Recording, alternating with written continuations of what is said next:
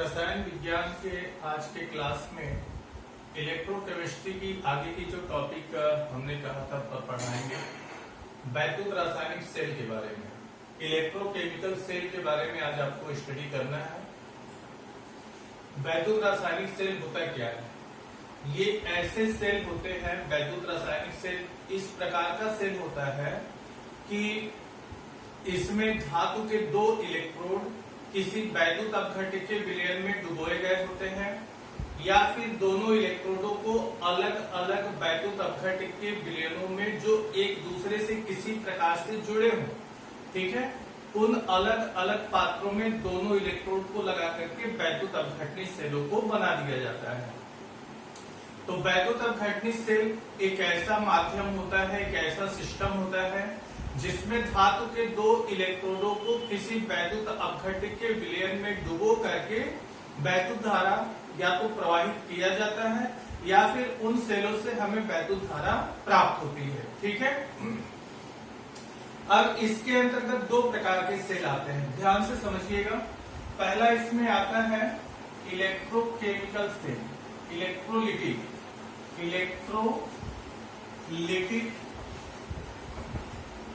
Cell, जिसको वैद्युत अपघटनी cell कहते हैं, वैद्युत अपघटनी सेल, ठीक है। दूसरा आपका आता है गैल्वेनिक सेल, गैल्वेनिक या फिर गैल्वेनिक सेल को वोल्टाइक सेल भी कहते हैं, वोल्टाइक सेल। तो दो प्रकार के सेल इसमें आते हैं, एक वैद्युत अपघटनी सेल होता है, दूसरा होता है गैल्वेनिक सेल या फिर वोल्टाइक सेल। तो सबसे पहले हम क्रम से एक एक को पढ़ेंगे। पहला आपका इलेक्ट्रोलिटिक सेल, ये कैसा होता है? इस सेल की सहायता से हम क्या क्या कर सकते हैं, इस सेल की विशेष बातें क्या क्या हैं, ठीक है। तो जैसे ध्यान से समझिएगा, ऐसे हम डायग्राम के द्वारा इसको अच्छे से और समझ सकते हैं। देखिए, इसमें एक पात्र होता है, ये पात्र ले लिया गया कांच का, और इसमें वैद्युत अपघट्य का विलयन इसमें भर देते हैं, ठीक है। इसमें जैसे मान लीजिए हमने वैद्युत अपघट्य के विलयन के रूप में जिंक क्लोराइड का विलयन इसमें भर दिया है, ठीक है। जिंक क्लोराइड का वैद्युत अपघट्य वाला विलयन इसमें भर दिया गया है, जो वैद्युत अपघटन का कार्य इस विलयन में करेगा। और इनमें लगे हुए ये धातु के जो इलेक्ट्रोड हैं, इनको बैटरी के द्वारा जोड़ दिया गया, वैद्युत स्रोत बैटरी के द्वारा इसे इन इलेक्ट्रोडों को जोड़ देते हैं। जैसे इन इलेक्ट्रोडों को जोड़ते हैं, ये आपका एनोड का कार्य करता है और ये आपका कैथोड का काम करता है, ठीक है। इन इलेक्ट्रोडों की सहायता से जब वैद्युत विसर्जन की घटना होती है, तो जिंक क्लोराइड जो इसमें वैद्युत अपघट्य का विलयन है, ये आयनों में वियोजित हो जाता है। मतलब ये जिंक आयन जेडीएन पे 2+ और Cl- के रूप में ये वियोजित हो जाता है। अब इसमें जो जिंक आयन है, ये कैथोड प्लेट पर जाने लगता है, ठीक है। ऋणावेशित प्लेट पर ये जिंक आयन जा करके और इलेक्ट्रॉन ग्रहण कर उदासीन हो जाता है और इस प्लेट पर एकत्रित होना शुरू हो जाता है, ठीक है। जो क्लोराइड आयन है, ऋणावेशित क्लोराइड आयन, ये धनावेशित प्लेट की ओर आने शुरू कर देता है। तो धनावेशित प्लेट पर आकर ये इलेक्ट्रॉन त्याग करके क्लोरीन गैस के रूप में एनोड कक्ष से बाहर निकलना शुरू कर देता है। बात समझ में आया? यानी कि अगर एनोड अभिक्रिया देखी जाए तो 2Cl पे minus is equal to Cl2 + 2E, ये घटना एनोड पर होती है, ठीक है, मतलब धनावेशित प्लेट पर। और कैथोड पर क्या होती है? तो कैथोड पर आपका ये जो जिंक आयन है, ये इलेक्ट्रॉन को ग्रहण करके उदासीन जिंक मेटल में ये कन्वर्ट हो जाता है और कन्वर्ट होकर इस प्लेट कैथोड प्लेट पर एकत्रित होता है। तो ये वैद्युत अपघटनी सेल था, जिसमें धातु के दो इलेक्ट्रोड लगे होते हैं, एक एनोड का काम करता है, दूसरा कैथोड का काम करता है। इस पूरे सेल में वैद्युत अपघट्य का कोई विलयन भर देते हैं और दोनों इलेक्ट्रोडों को किसी वैद्युत स्रोत के द्वारा जब जोड़ देते हैं तो वैद्युत अपघटन की क्रिया होने लगती है, वैद्युत अपघटन आयनों में वियोजित हो जाता है, जो धनावेशित आयन है वो कैथोड पर जाकर अपचयित हो जाता है। मतलब जिंक आयन कैथोड पर अपचयित होता है, क्लोराइड आयन एनोड पर ऑक्सीकृत होता है। मतलब ये एनोड पर जो अभिक्रिया होती है ये ऑक्सीकरण की घटना होती है। मतलब ये कौन सी घटना होती है? ऑक्सीकरण, ऑक्सीडेशन की। और ये घटना होती किस पे? At cathode.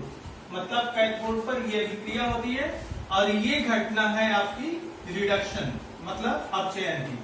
तो ऑक्सीडेशन की घटना एनोड पर होती है और रिडक्शन की घटना यानी अपचयन की घटना कैथोड पर होती है।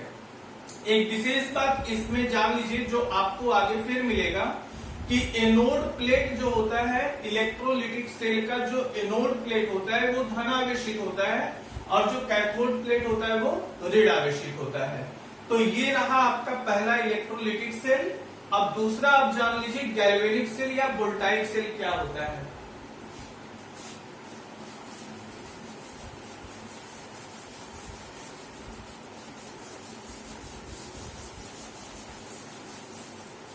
देखिए, गैल्वेनिक सेल एक ऐसा सेल होता है जिसमें हमें कोई बाह्य वैद्युत स्रोत जोड़ने की जरूरत नहीं पड़ती है। जैसे आपने इलेक्ट्रोलिटिक सेल में बाह्य वैद्युत स्रोत को जोड़ा था और बाह्य वैद्युत स्रोत की सहायता से इसमें वैद्युत धारा प्रवाहित हुई थी और वैद्युत धारा के प्रवाह से वैद्युत अपघटन की घटना हुई।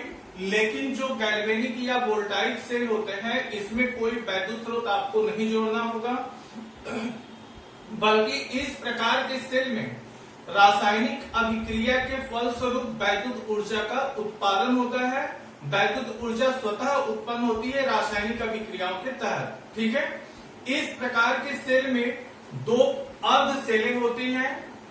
मतलब दो अलग अलग हम कांच के पात्र, दो अलग अलग हम बीकर लेते हैं, उन बीकर्स में अलग अलग प्रकार के वैद्युत अपघटन का विलयन डालते हैं, उनमें धातु के दो अलग अलग इलेक्ट्रोड लगा देते हैं और उनको किसी बाह्य परिपथ के द्वारा, परिपथ के द्वारा जब हम जोड़ देते हैं दोनों इलेक्ट्रोडों को और उन दोनों सेलों को, दोनों अर्ध सेलों को जब परस्पर एक दूसरे से जोड़ दिया जाता है तो रासायनिक अभिक्रियाएं प्रारंभ हो जाती हैं और उसके फलस्वरूप वैद्युत ऊर्जा उत्पन्न होने लगती है। ठीक है, इस प्रकार के सेल का निर्माण सबसे पहले इटली के भौतिक वैज्ञानिक वोल्टा ने किया था।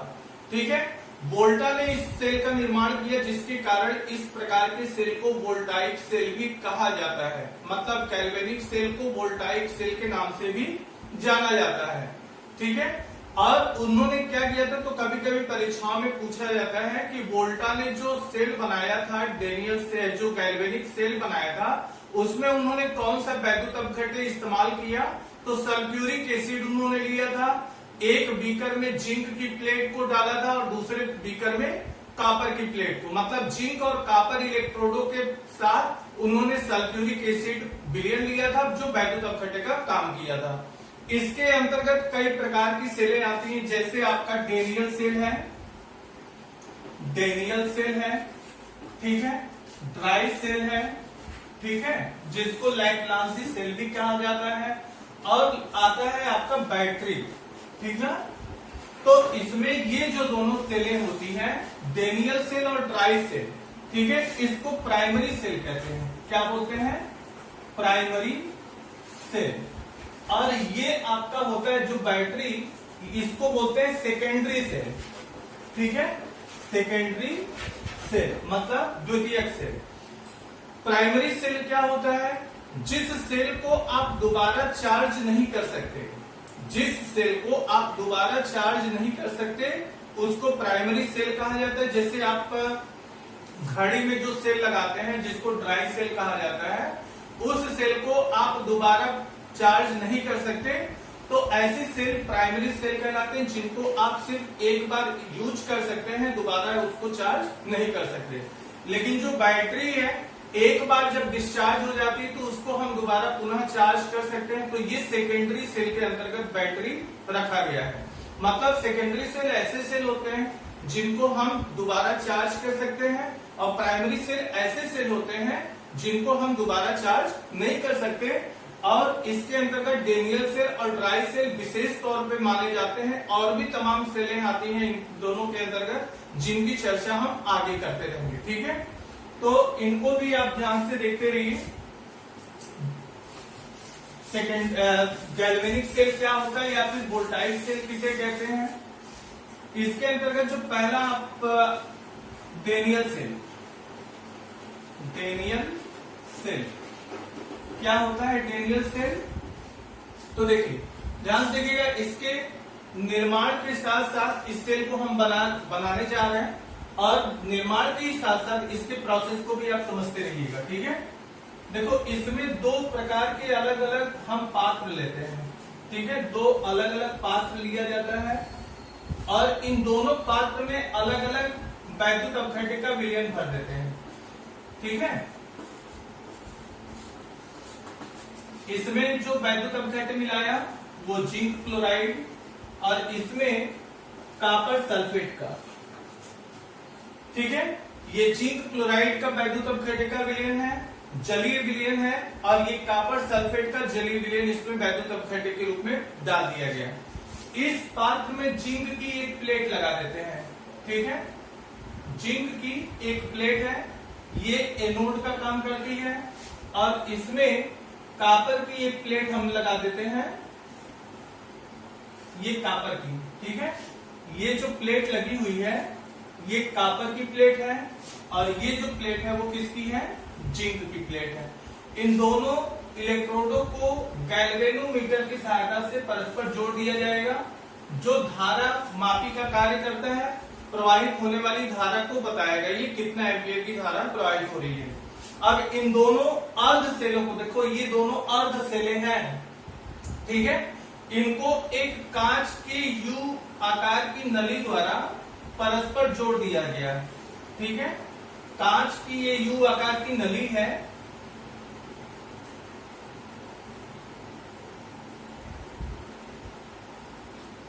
कांच की एक यू आकार की नली से इन दोनों पात्रों को परस्पर जोड़ दिया गया और इस कांच की नली में क्या भर देते हैं? पोटेशियम क्लोराइड का नम मिश्रण भर दिया जाता है। ठीक है, इसमें वैद्युत अपघट्य के रूप में किसका मिश्रण भर दिया गया? पोटेशियम क्लोराइड का।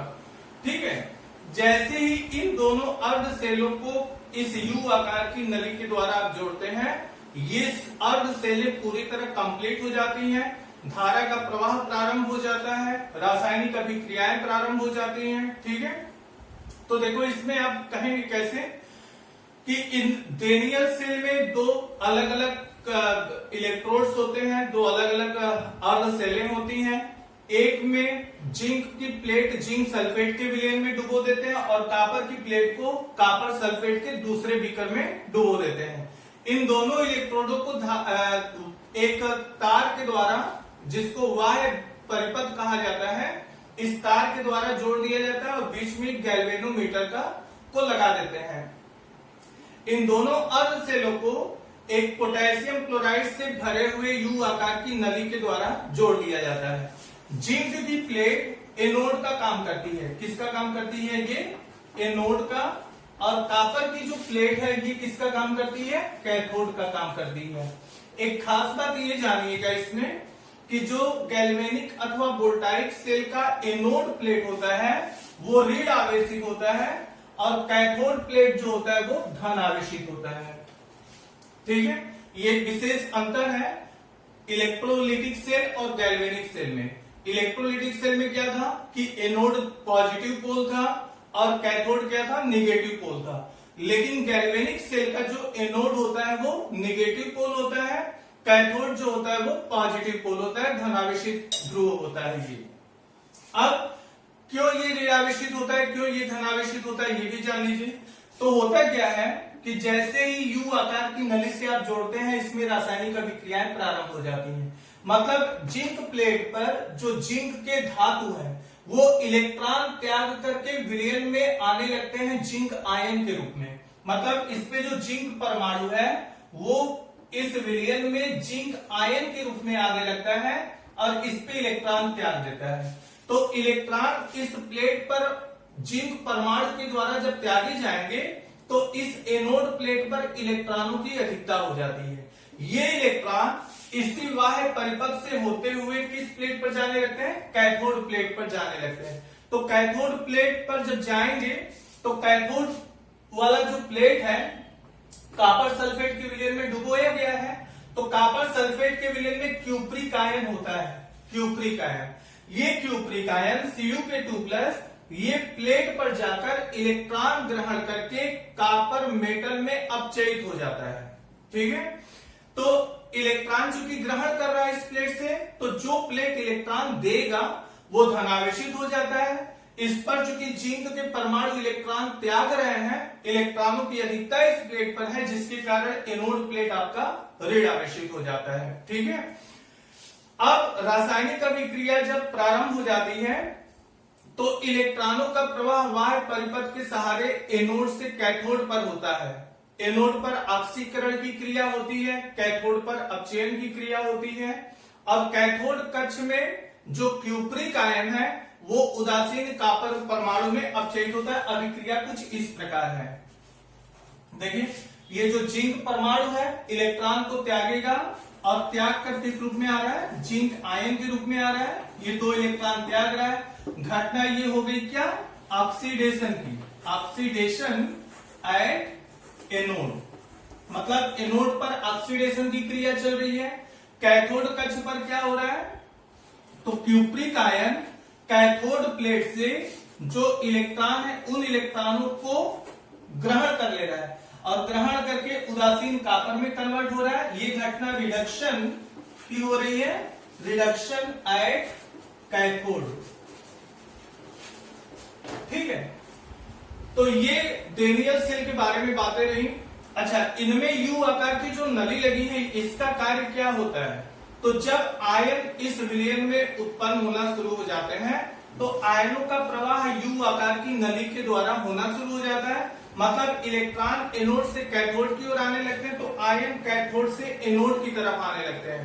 वैद्युत धारा का जो प्रवाह होता है, आप लोग पढ़े भी होंगे कि धारा का जो प्रवाह है आवेश प्रवाह की दिशा के विपरीत होता है। आवेश मतलब इलेक्ट्रॉन, इलेक्ट्रॉन एनोड से कैथोड पे जा रहा है तो विलयन के अंदर जो धारा का प्रवाह है वो कैथोड से एनोड की ओर होने लगता है। ठीक है, इन दोनों इलेक्ट्रोडों का जो विभव होगा, ठीक है, इसका मतलब जो कैथोड का विभव होता है वो एनोड के विभव से ज्यादा होता है और विभवांतर जैसे ही स्थापित होता है इस सेल में धारा का प्रवाह प्रारंभ हो जाता है।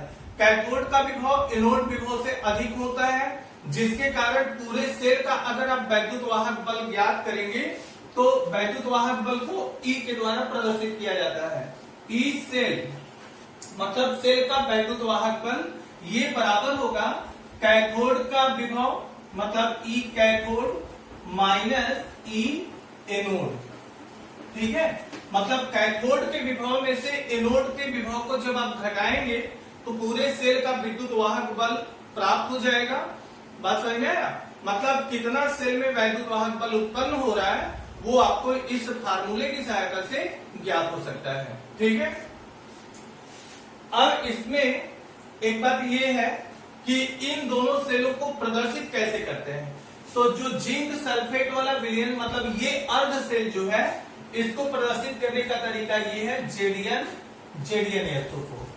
ठीक है, मतलब जिंक की प्लेट को जिंक सल्फेट के विलयन में डुबोया गया है, एक अर्ध सेल ये हो गया और दूसरा अर्ध सेल कॉपर सल्फेट के विलयन में कॉपर की प्लेट को डुबोया गया है। ठीक है, जिंक एनोड का काम करता है और एनोड इसका ऋण ध्रुव होता है और कॉपर कैथोड का काम करता है तो कैथोड इसका पॉजिटिव पोल हो गया। ठीक है, ध्यान से देखिएगा मतलब डेनियल सेल को प्रदर्शित करने का तरीका क्या होता है। जिंक एनोड जो ऋणावेशित प्लेट है वो जिंक सल्फेट के विलयन में डुबोई गई है। कॉपर जो एनोड कार्य कर रहा है धनावेशित प्लेट कॉपर सल्फेट के विलयन में डुबोई गई है। इनको यू आकार की नली द्वारा जोड़ा गया है जो, तो यू आकार की नली को इसके द्वारा डायग्राम द्वारा कैसे प्रदर्शित करेंगे? डबल पैरेलल लाइन की सहायता से। ये पैरेलल लाइनें ये बता रही हैं कि ये दोनों अर्ध सेलों को यू आकार की नली की सहायता से आपने जोड़कर एक कंप्लीट सेल तैयार कर लिया है। ठीक है, तो ये रहा डेनियल सेल के बारे में। ठीक है, अब इसके बाद आपका आता है ड्राई सेल।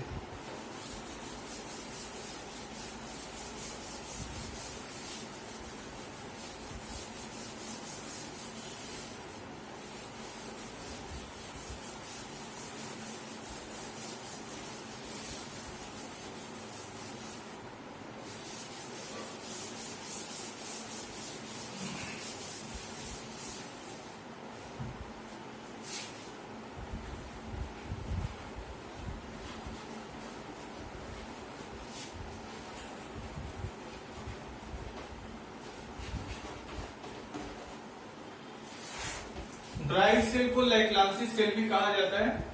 ठीक है, ये भी आपका एक प्राइमरी सेल है जिसको आप दोबारा चार्ज नहीं कर सकते। इसके अंतर्गत क्या है, इसको भी आप स्ट्रक्चर की सहायता से समझ सकते हैं। देखिए, इसमें एक जिंक का पात्र लिया जाता है। ठीक है, जिंक का ये पात्र जो होता है, ये जिंक का पात्र है जो एनोड का काम करता है। किसका कार्य करता है? एनोड का। ठीक है, इसमें ग्रेफाइट की छड़ लगा दी जाती है। ठीक है, ये ग्रेफाइट की छड़ है। ये ग्रेफाइट की जो छड़ है वो कैथोड का काम करती है। ठीक है, ग्रेफाइट की छड़ क्या है? ये ग्रेफाइट है और ये कार्य करती है किसका? कैथोड का। ठीक है, अब इस ग्रेफाइट छड़ के चारों तरफ मैग्नीज डाई ऑक्साइड की ठोस परत लगा दी जाती है। ये ठोस परत है मैग्नीज डाई ऑक्साइड का। ठीक है, ये आपका है MnO2। मैग्नीज डाई ऑक्साइड की परत ग्रेफाइट प्लेट के चारों तरफ लगा दी जाती है।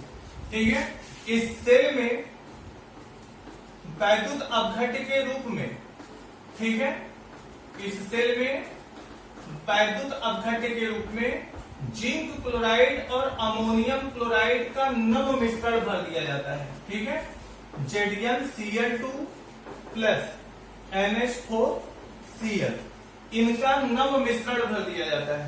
देखिए, कहने के लिए तो ये ड्राई सेल नाम दिया गया है, मगर ये शुष्क नहीं होता है।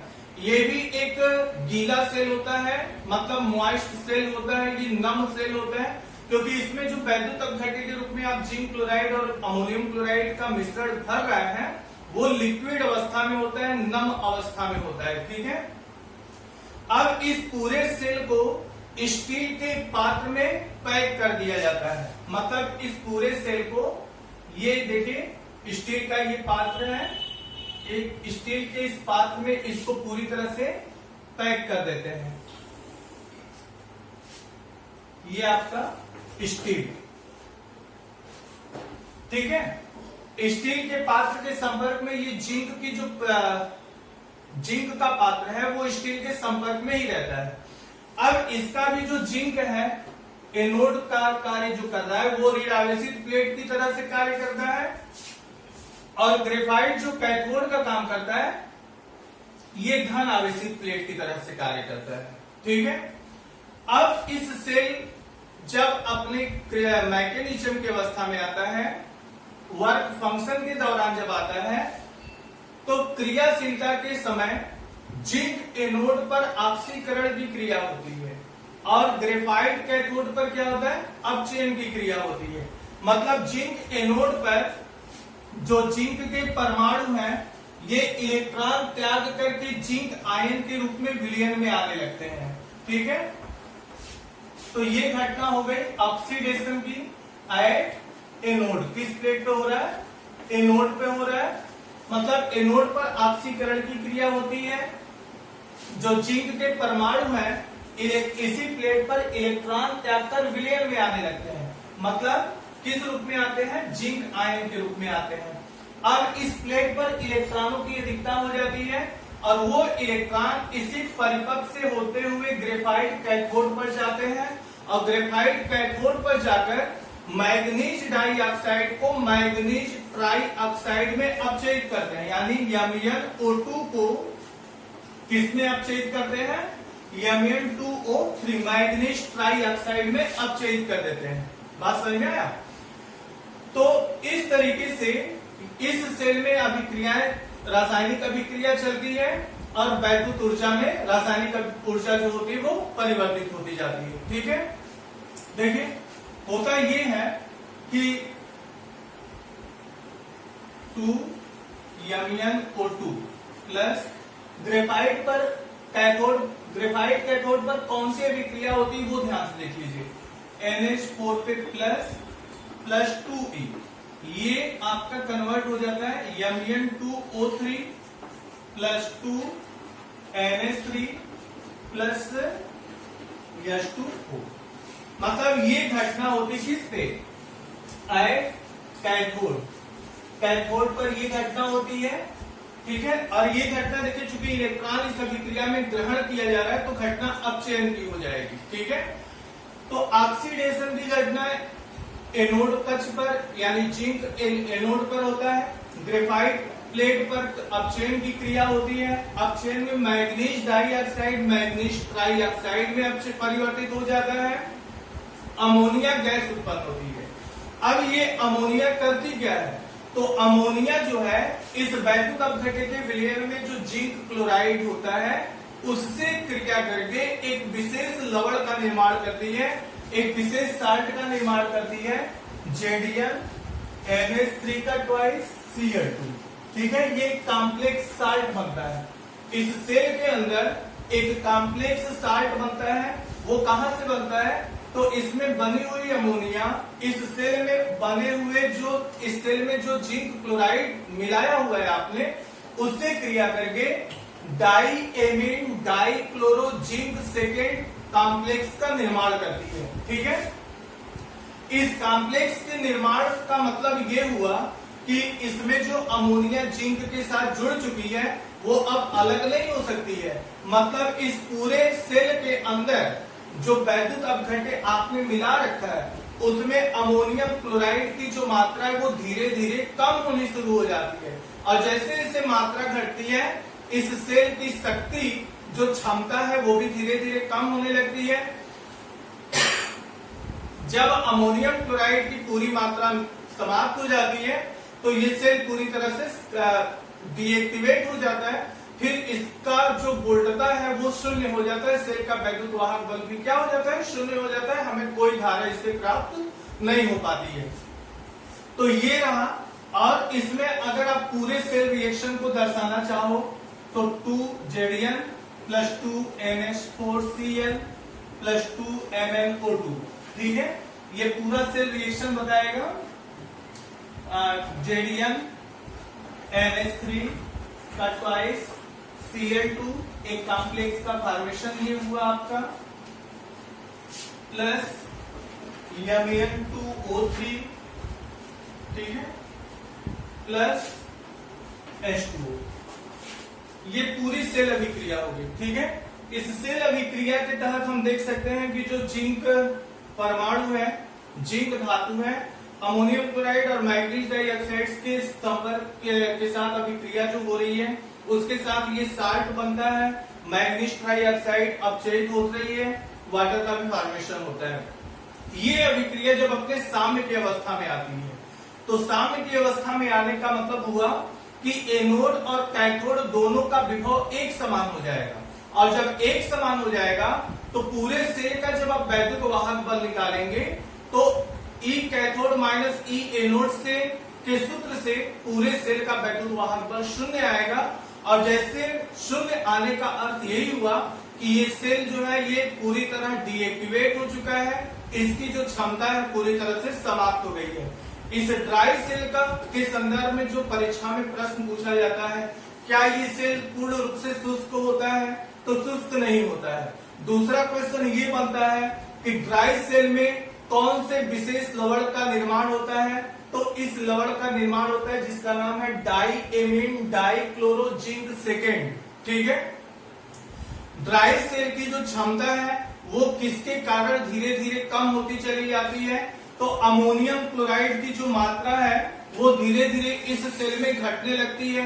और अमोनियम क्लोराइड के कम होने के कारण इस सेल का जो शक्ति है, जो पावर है, वो भी धीरे धीरे कम होने लगता है। ड्राई सेल का वैद्युत वाहक बल प्रारंभ के समय में कितना होता है?